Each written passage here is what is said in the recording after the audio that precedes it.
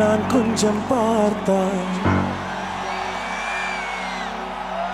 எங்கேயோ பார்ப்பார், பார்க்காத நேரம் என்னை பார்ப்பார், என்னை பார்த்து சிரிப்பார்,